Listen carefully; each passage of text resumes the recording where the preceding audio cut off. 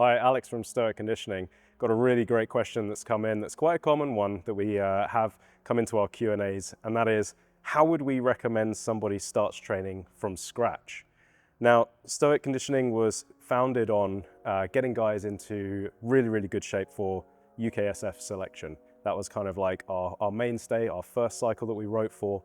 And really, everything that we write for is about guys going for arduous selection courses.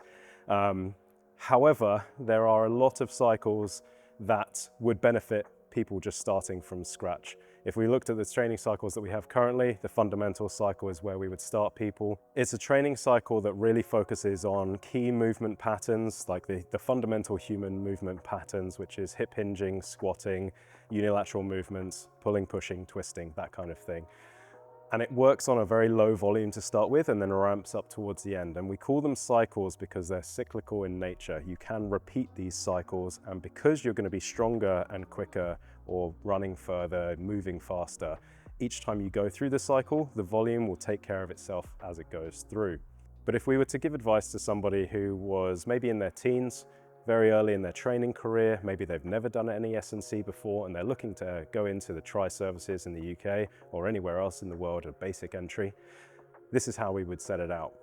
Make sure that you're covering all the bases in your strength training, your resistance training sessions, and those bases would be making sure that you're hitting all those compound fundamental movement patterns that we mentioned earlier, making sure that you're not neglecting plyometric training within that, and that kind of bridges into your conditioning work. Your conditioning work should take the form of quite a lot of zone 2 work, meaning 80 to 90% of your conditioning work should be in the zone 2, zone 3 arena, with that 10% left of your conditioning work in that zone 4 to 5, so your high threshold, anaerobic, your sprints, your hill sprints, things like that. That breakdown of strength and conditioning work will build up your body slowly, and that's the main thing that we want to do. You don't want to rush into anything. You don't want to rush the volume increases because newbie gains are a real thing, and you'll make very quick progress as soon as you start training, which will kind of give you that enthusiasm to even push further and further and faster and faster. And that's where, you know, you get those newbie gains, you throw up lots of big numbers, you know, you're getting faster, you're getting fitter, it's great. However, that's where a lot of injuries can come from, and a lot of mismanagement of movement patterns as well. So what we want to do is stay consistent, build it slowly, build it consistently over a number of years.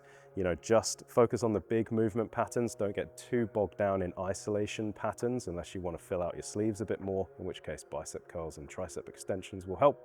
After that, making sure that you're hitting your aerobic capacity or your conditioning work at that zone 2, zone 3 for the majority of it, 80 to 90%, making sure you're hitting zone 4 to 5, the rest of the percentage, and then not neglecting your mobility work. And you don't have to stretch, you don't have to do isolation stretches or even long holds.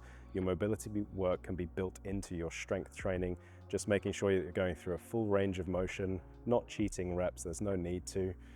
Making sure that you're taking things to a full range of motion for each joint, each movement that you can. If you wanted to delve deeper into each of these subjects, we've got lots of Q&A sessions that we've answered before, and we've gone into a lot more detail about each individual training mechanism, be it strength, be it aerobic capacity, or even nutrition.